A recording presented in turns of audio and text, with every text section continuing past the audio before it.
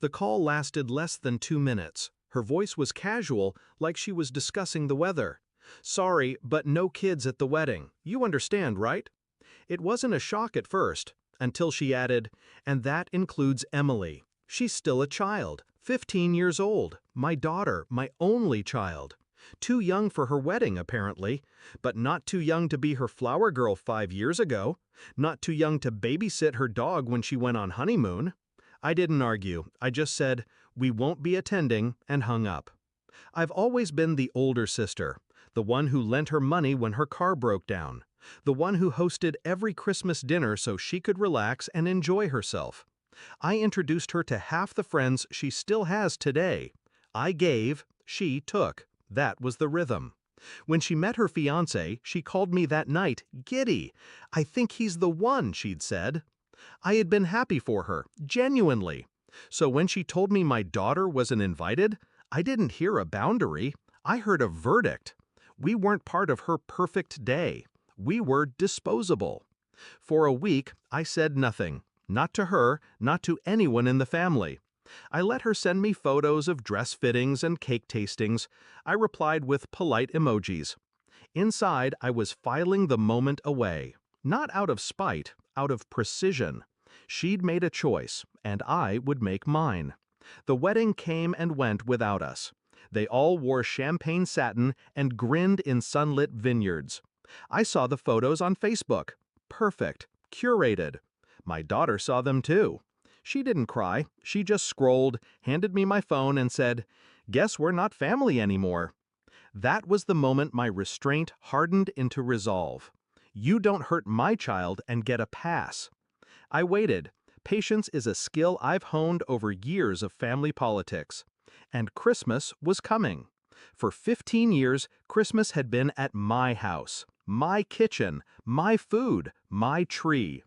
I handled the hosting, the decor, the endless dishes.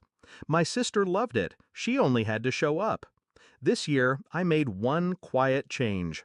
In early November, I sent out invitations, not for Christmas dinner, but for Christmas Eve brunch. I booked it at a beautiful private dining room at the nicest hotel in the city. No kids' table, no overnight stays. Everyone RSVP'd yes. My sister was ecstatic. "Finally, you won't have to cook," she said. I smiled. What she didn't know was that I'd already called the hotel manager. We arranged a custom seating chart, one long table, every place card handwritten by me. When the day came, everyone arrived dressed to impress. The room was warm with candlelight, the smell of cinnamon in the air. They found their seats, laughing, until my sister reached hers. 2 chairs, her place card, and next to it, Emily's. She froze. You invited Emily?" I looked up from pouring my coffee. "Of course, she's my daughter. She belongs at my table." Her cheeks flushed. "But—" I cut her off with a small smile. "I said we wouldn't attend your wedding. I never said she wouldn't be at Christmas." Around us, forks hovered in midair. My father cleared his throat. My aunt glanced between us. Emily sat down gracefully, unfolding her napkin. "Thanks for saving me a seat," she said to no one in particular. The tension hung like frost in the air. I let it sit, because in that moment, every unspoken truth was visible. She had excluded my child to keep her event perfect, but she couldn't control mine. She could ban us from her table, but not from my life. I leaned in slightly, my voice low enough for only her to hear.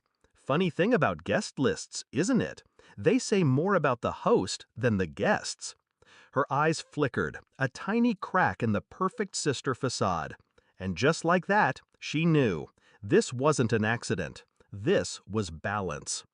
The rest of brunch went on. Laughter returned in cautious waves. My sister stayed quiet, her fork moving mechanically. Emily chatted with my father, complimenting the food. I sipped my coffee and let the morning unfold exactly as I had planned. By the time we left, the message had been delivered. No shouting, no scenes. Just a single, undeniable truth planted in her mind. She couldn't erase us without consequence. That night, my phone buzzed with a text from her. I didn't realize how much it hurt her. I'm sorry. I didn't reply. Some things don't need a response. Some lessons are more powerful in silence. People think revenge is loud, dramatic, but the most effective kind is quiet.